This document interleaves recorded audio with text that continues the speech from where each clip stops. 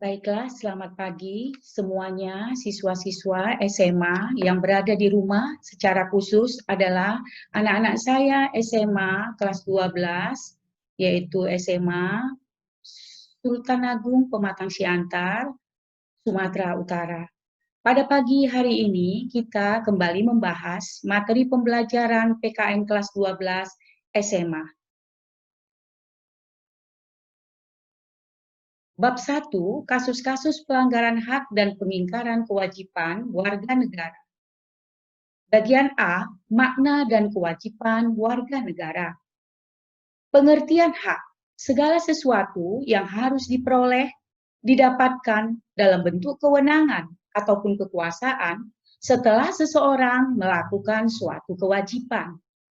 Pengertian kewajiban adalah segala sesuatu yang harus dilakukan, diperbuat, dikerjakan dengan penuh tanggung jawab, sehingga dengan melakukan kewajiban, seseorang memperoleh hak-haknya.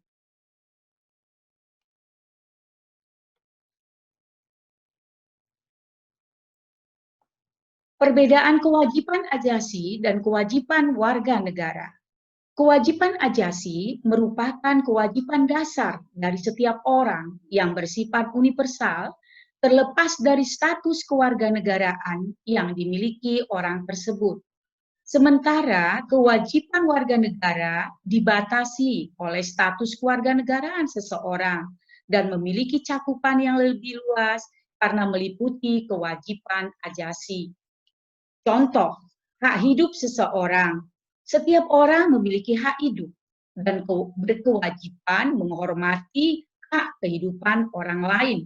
Di dunia manapun terdapat hak hidup, tetapi kewajiban untuk membela suatu negara adalah kewajiban seseorang sebagai warga negara menurut peraturan-peraturan yang ditentukan oleh negara dan masing-masing negara tersebut. Kesimpulan, hak dan kewajiban merupakan dua hal yang saling berkaitan, mempunyai hubungan kausalitas atau sebab akibat. Hak dan kewajiban warga negara tidak dapat dipisahkan karena dari melaksanakan kewajiban akan menimbulkan hak. Dan sebaliknya demikian. Pada saat kita memiliki kewajiban, tentunya kita setelah melakukan hak-hak kita dan memperoleh hak-hak kita. Dalam realitanya atau faktanya, antara hak dan kewajiban belum ada keseimbangan karena berbagai faktor penyebab dalam kehidupan bermasyarakat. Banyak orang yang tidak tahu tentang apa yang menjadi kewajibannya, tetapi dia lebih menuntut hak-haknya.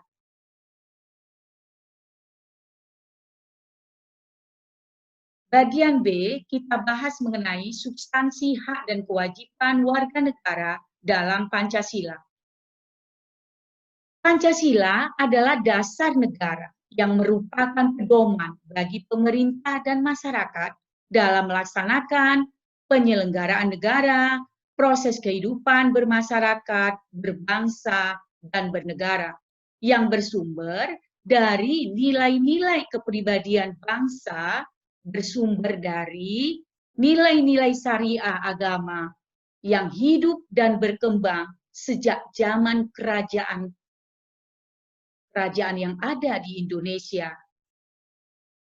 Pancasila menjamin hak-hak ajasi manusia melalui nilai-nilai yang terkandung di dalam Pancasila itu sendiri. Substansi hak dan kewajiban warga negara dalam Pancasila ini adalah bagian B dari pembelajaran kita pada pagi hari ini. Di dalam Pancasila, karena Pancasila merupakan ideologi negara kita, bahkan Pancasila memiliki bermacam-macam kedudukan di negara kita ini, seperti sebagai ideologi, sebagai sumber dari segala sumber hukum, sebagai cita-cita dan tujuan nasional, sebagai kepribadian bangsa, sebagai paradigma pembangunan nasional, dan sebagainya. Maka kita perlu menyadari bahwa Pancasila sangat merupakan suatu ideologi yang harus kita pahami, kita hayati, bahkan kita implementasikan dalam kehidupan sehari-hari. Mengapa? Karena Pancasila itu memiliki 3 nilai yang terkandung di dalamnya. Yang pertama adalah nilai dasar. Apa yang dimaksud dengan nilai dasar? Yaitu segala sikap, perbuatan yang baik-baik, yang terpuji, yang mulia, yang terkandung pada tiap-tiap sila ketuhanan yang Maha Esa, kemanusiaan yang adil dan beradab, persatuan Indonesia, dan kerakyatan yang dipimpin oleh hikmat kebijaksanaan dalam permusyawaratan perwakilan, serta keadilan sosial bagi seluruh rakyat Indonesia. Nilai dasar ini bersifat universal, evident truth, artinya sebuah kebenaran yang hakiki, merupakan gambaran karakter dari suatu bangsa, yaitu bangsa Indonesia, sehingga menjadi landasan dalam bertindak, melakukan aktivitas sehari-hari oleh negara, oleh pemerintah, dijadikan sebagai suatu landasan untuk melakukan kebijakan-kebijakan demi kebaikan negara Indonesia itu sendiri.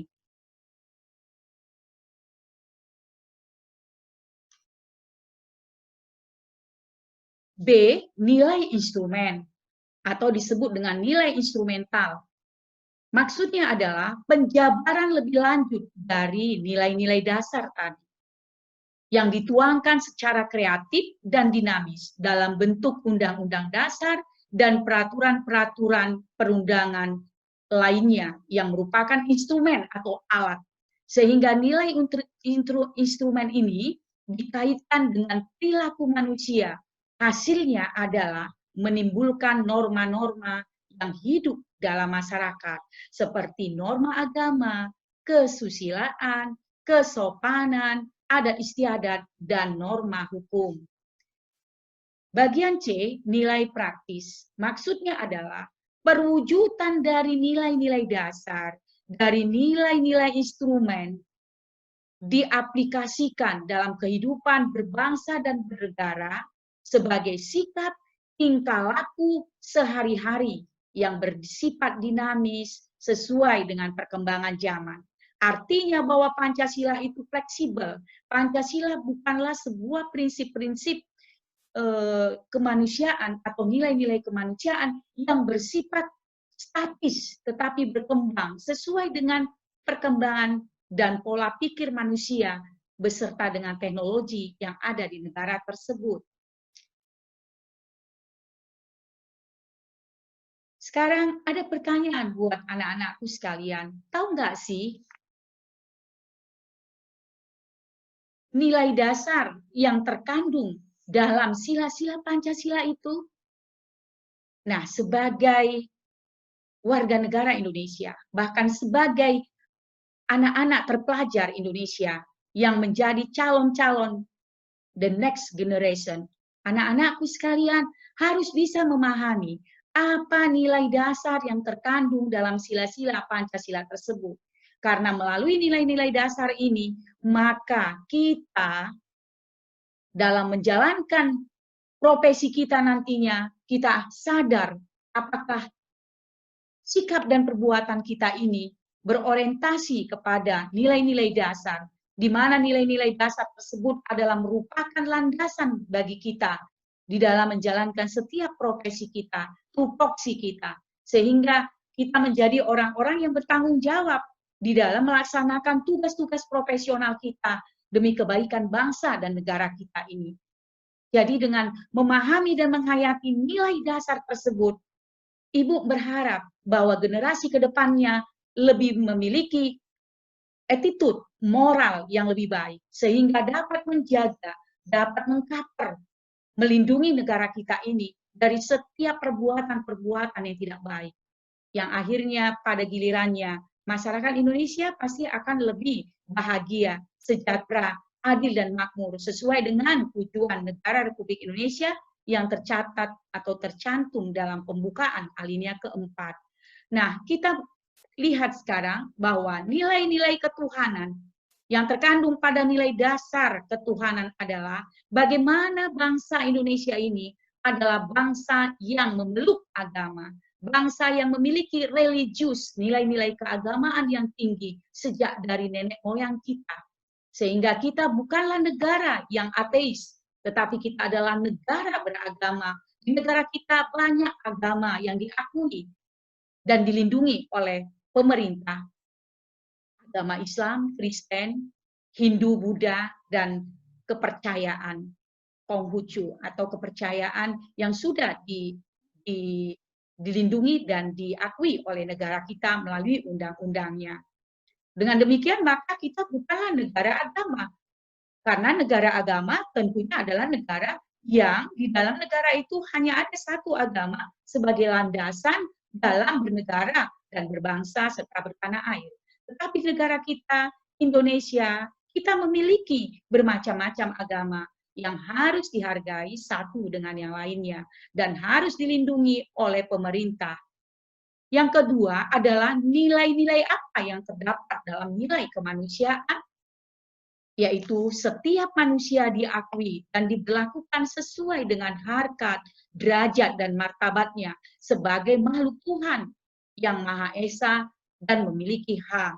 Artinya, setiap manusia ya sebagai pemilik hak ajasi manusia yang bersumber dari Tuhan yang Maha Esa memiliki harkat, derajat, martabat, sehingga dia harus dipandang sama oleh manusia lain, sehingga manusia satu dengan lainnya saling menghargai, saling mencintai, saling menyayangi dengan tidak memandang perbedaan-perbedaan yang ada di dalam kehidupan secara sosial maupun secara ekonomi. Yang ketiga adalah nilai persatuan. Nilai dasar yang terkandung dalam sila persatuan adalah bahwa negara dan rakyat Indonesia menjunjung tinggi nilai-nilai persatuan dengan membina rasa integritas dan nasionalisme dalam cover NKRI. Artinya bahwa kita berbeda-beda, tetapi tetap satu. Disinilah bagaimana kita menyadari bahwa kita memiliki semboyan Bhinneka Tunggal Ika.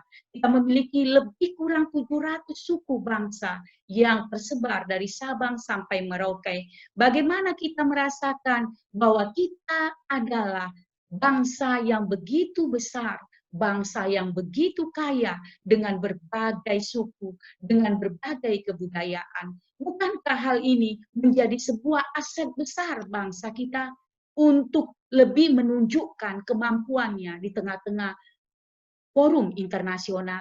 Itu semua adalah jika kita memahami bahwa kita adalah satu bangsa, satu bahasa, dan satu negara, yaitu Indonesia. Kemudian yang berikutnya adalah nilai-nilai apa yang terdapat dalam sila kerakyatan yang dipimpin oleh hikmat kebijaksanaan dalam permusyawaratan perwakilan. Dalam nilai-nilai dasar yang terkandung di sila 4 ini, maka penyelenggaraan negara dengan prinsip-prinsip demokrasi itu adalah satu kesatuan yang harus diimplementasikan. Artinya, negara kita harus memprioritaskan prinsip-prinsip demokrasi, yaitu dari rakyat, oleh rakyat, dan untuk rakyat. Artinya, setiap masalah, setiap persoalan, setiap situasi dan kondisi yang bagaimanapun, negara kita bersama-sama dengan masyarakat harus melakukan dialog, harus melakukan musyawarah menuju mufakat, bukan dengan jor-joran, bukan dengan demonstrasi-demonstrasi yang tidak bertanggung jawab, bukan dengan saling menghujat, saling memaki, saling memburuk-burukkan dan memfitnah, menggunakan media sosial, menggunakan media-media elektronik, yang semuanya itu membuat integritas kita di mata dunia menjadi sangat rendah. Jadi apapun persoalan yang kita hadapi, mari kita bersama-sama sebagai bangsa negara kita ini harus kita cover, kita lindungi sebagai satu kesatuan yang merupakan harga mati. Jadi apapun yang terjadi, situasi yang bagaimanapun, dalam situasi pandemi seperti ini, kita kesusahan dalam semua masalah, baik kesehatan, sosial, ekonomi, tapi kita bangga karena adanya nilai-nilai kerakyatan, kita tidak pecah, kita tidak menjadi bangsa yang artinya dengan emosional, sehingga kita satu dengan yang lainnya berperang, ataupun satu dengan lainnya melakukan sikap gontok-gontokan. Marilah kita sadari bahwa nilai-nilai kerakyatan ini memberikan satu pemahaman bahwa kita harus berdialog, bahwa kita harus berbicara dengan penuh kelembutan, dengan penuh kasih dan cinta. Maka segala sesuatu akan bisa, solusinya akan dapat kita rasakan jika kita itu berpikir dengan tenang, berpikir dengan penuh rasionalistis, sehingga tidak mengedepankan sikap emosional, apalagi sikap-sikap yang memburukkan, mencari kambing hitam terhadap persoalan-persoalan yang ada. Nah, yang kemudian yang kelima adalah nilai keadilan. Keadilan sosial bagi seluruh rakyat Indonesia. Apa yang muncul, apa yang terkandung dalam nilai-nilai dasar keadilan sosial bagi seluruh rakyat Indonesia, artinya adalah bahwa tujuan yang hendak kita capai merupakan kebahagiaan, kesejahteraan seluruh rakyat Indonesia. Kebahagiaan dan kesejahteraan rakyat secara umum, itulah keadilan sosial bagi seluruh rakyat Indonesia yang bersifat hakiki. Artinya, kalau hanya keadilan sosial itu dimiliki hanya sekelompok, segelintir manusia atau segelintir masyarakat, maka itu belumlah menjadi tujuan yang paling substansi yang terkandung dalam pembukaan Undang-Undang 45 alinea keempat. Tapi bagaimana negara bersama-sama dengan masyarakatnya mewujudkan keadilan sosial bagi seluruh rakyat Indonesia. Artinya ada keadilan yang merata, baik di tingkat pusat maupun di daerah, di seluruh pelosok tanah air.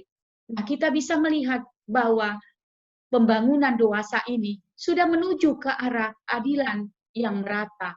Kita berbahagia, kita doakan pemerintah kita mewujudkan nilai-nilai dasar dari keadilan sosial ini dengan membangun infrastruktur, dengan membangun semua fasilitas yang dibutuhkan oleh negara, dibutuhkan oleh masyarakat demi keadilan sosial bagi seluruh masyarakat itu sendiri.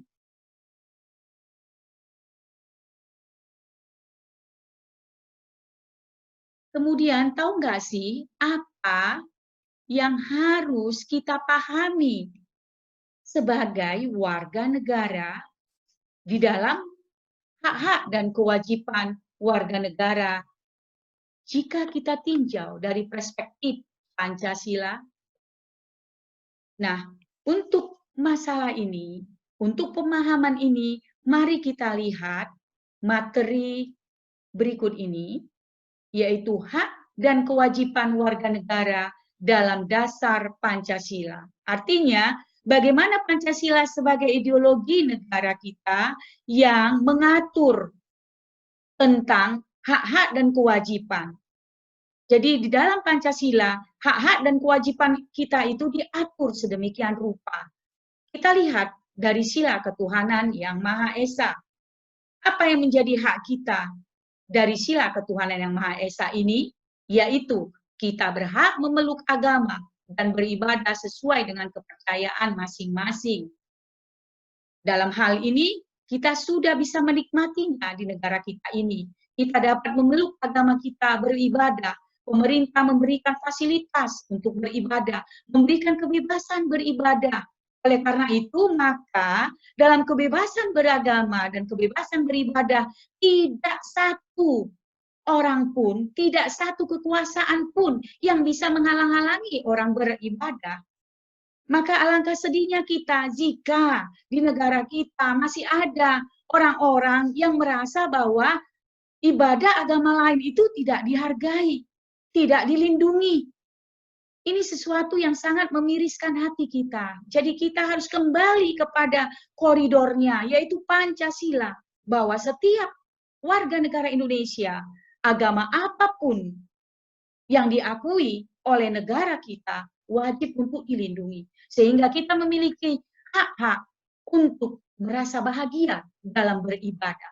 Karena ibadah itu adalah sesuatu hal yang sangat substansi, yang sangat penting bagi manusia, bagaimana manusia berbicara, berdialog, melakukan syariah-syariah, ajaran agamanya, hubungan yang sangat vertikal kepada Tuhan Sang Penciptanya.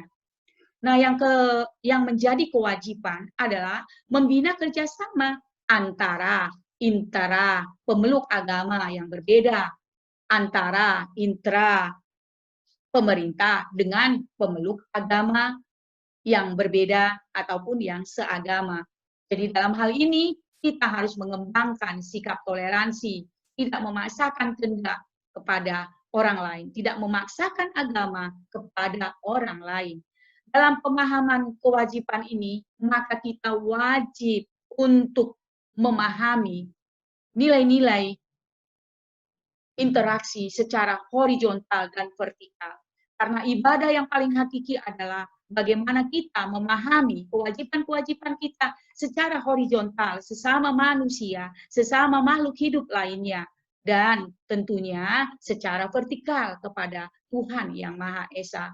Tapi saya pikir dalam melaksanakan kewajiban-kewajiban ini, kita harus membagi keseimbangan hidup kita untuk bagaimana untuk bisa seimbang dalam hubungan sesama manusia secara horizontal maupun hubungan manusia dengan Sang Pencipta sebagai hubungan vertikal. Nah, yang ketiga adalah sila kemanusiaan yang adil dan beradab. Apa yang menjadi hak kita? Kita warga negara berhak dalam jaminan dan perlindungan hukum. Prosedur bagaimana kita mendapatkan perlakuan di dalam tata cara hukum, bagaimana kita mendapatkan hak-hak kita sebagai warga negara yang layak, yang wajib untuk dilindungi oleh negara dalam hal hukum tersebut. Nah, kemudian apa yang menjadi hak kewajiban kita setelah kita tahu hak kita?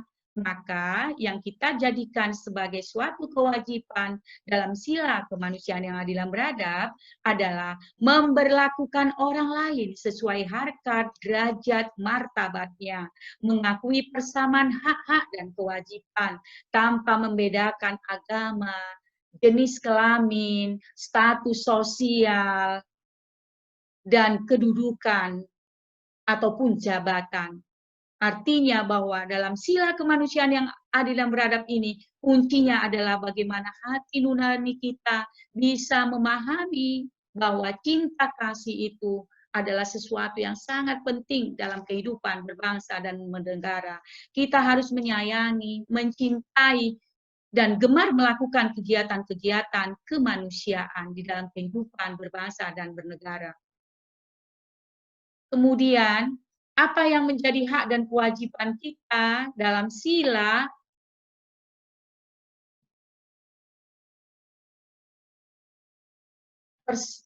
persatuan Indonesia, yaitu sila yang ketiga, yaitu bagaimana kita memiliki hak-hak untuk mengembangkan budaya daerah, mengembangkan kreativitas nasional kita demi meningkatkan harkat derajat martabat negara kita di forum internasional. Jadi kita harus memiliki kreativitas untuk mengembangkan kebudayaan kita, mengembangkan jati diri kita, mengembangkan nilai-nilai tradisional yang menjadi aset daripada negara kita. Dan yang kemudian menjadi kewajiban kita adalah kita harus menempatkan kepentingan bangsa dan negara di atas kepentingan pribadi dan golongan. Kita sanggup dan rela berkorban untuk bangsa dan negara sesuai dengan kemampuan kita. Kita harus memiliki rasa mencintai tanah air, mencintai produk dalam negeri, mengembangkan persatuan atas dasar Bhinneka Tunggal Ika, serta memajukan pergaulan internasional di tengah-tengah pergaulan bangsa-bangsa di dunia ini. Jadi artinya dalam sila persatuan Indonesia, kita harus menyadari sikap integritas nasional kita, sehingga kita meningkatkan rasa nasionalisme kita dengan menyadari bahwa kita adalah bangsa yang berbineka tetapi tetap satu. Lanjutnya adalah sila keadilan sosial bagi seluruh rakyat Indonesia. Sila keadilan sosial bagi seluruh rakyat Indonesia adalah di mana dalam hal ini kita memiliki hak-hak, mengakui hak milik perseorangan, hak milik daripada orang lain yang dilindungi, pemanfaatannya diakui dan dilindungi negara secara umum, diatur dalam peraturan perundang-undangan yang ada. Lalu kita mendapatkan kesempatan, mendapatkan ruang untuk dapat menciptakan nilai-nilai ekonomi kita, nilai-nilai kesejahteraan kita, baik secara pribadi maupun oleh negara itu sendiri. Nah, kemudian yang menjadi kewajiban kita adalah bagaimana kita mampu mengembangkan sikap gotong royong dan kekeluargaan di lingkungan masyarakat dan tempat tinggal kita. Sehingga di lingkungan tempat tinggal kita, kita bisa berguna bagi orang lain. Kita bisa bermanfaat bagi orang lain. Kita memberikan kemampuan kita aplikasikan untuk bagaimana orang bisa menjadi termotivasi, terinspirasi atas sikap-sikap kita, atas kinerja kita. Jadi kita bisa menjadi inspirasi bagi orang lain. Ini adalah sesuatu yang sangat positif agar tercipta keadilan sosial. Kita sedih jika melihat orang lain susah. Bukannya kita susah melihat orang lain, bukannya kita susah melihat orang lain bahagia. Ini pemahaman yang harus kita hilangkan dalam pemikiran kita. Kita bangga, kita senang dan bahagia jika orang lain itu juga bisa bahagia. Sehingga keadilan sosial bagi seluruh rakyat Indonesia itu bisa dirasakan oleh semua orang tanpa kecuali. Nah, anak-anakku sayang, pada pagi hari ini, video pembelajaran Ibu untuk bab 1 ini saya akhiri sampai pada pembelajaran yang tadi, lalu nanti pada pertemuan berikutnya kita akan bahas lagi kelanjutan dari materi bab 1 ini. Ibu berpesan kepada kalian, semangatlah anak-anakku untuk belajar, untuk meraih cita-citamu. Meskipun situasi negara kita sedang menghadapi pandemi corona yang tidak pernah kita tahu kapan berakhirnya, tetapi semangatmu jangan pernah berakhir. Tetapi meraih cita-cita haruslah dengan fokus. Ibu berharap kamu semangat di rumah. Salam hormat saya, salam sayang saya kepada keluargamu. Mari kita sama-sama menjaga kesehatan, melindungi diri, agar kita tetap semangat. Terima kasih atas atensi kalian. Selamat siang.